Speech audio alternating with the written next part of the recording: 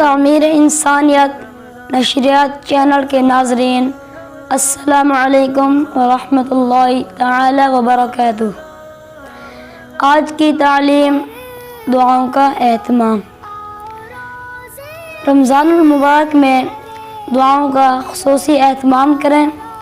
حضرت حذیفہ بن یمان اور حضرت ابو ہریرہ رضی اللہ عنہما سے روایت ہے کہ قیامت کے قریب حالات ایسے ہوں گے، صرف وہ شخص نجات پائے گا جو اس طرح دعا مانگے جیسے پانی میں ڈوبتا شخص دعا مانگتا ہے۔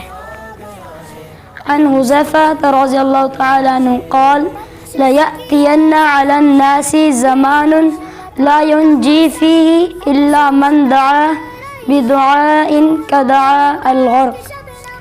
سامعین، علماء کرام نے قبولیت دعا کے 25 وقت لکھے ہیں۔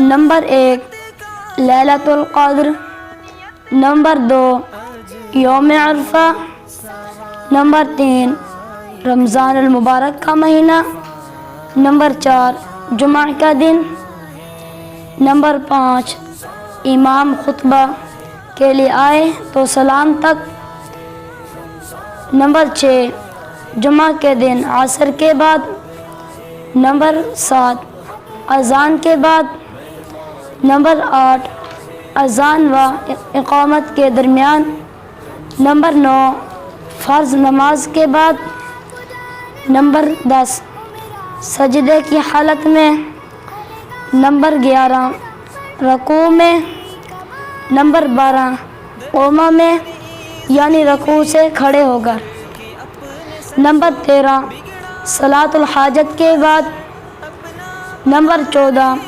تلاوت کے بعد، نمبر 15 درود شریف کے بعد، نمبر 16 تہجد کے وقت، نمبر 17 روزے کی حالت میں، نمبر 18 افطار کے وقت، نمبر 19 صف قتال میں یعنی حالت جنگ میں، نمبر 22 بارش ہوتے وقت، نمبر 23 صبح اور شام کے وقت، نمبر 24 جب نعمت کا حصول ہو، نمبر 25 مسلمان کے لیے غائبانہ دعا۔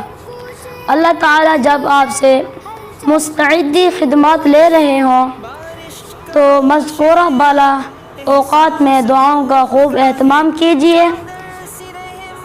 ماثور دعاؤں کی کتابیں ہر وقت اپنے ساتھ رکھیں، دعا کے آداب ملحوظ رکھیں۔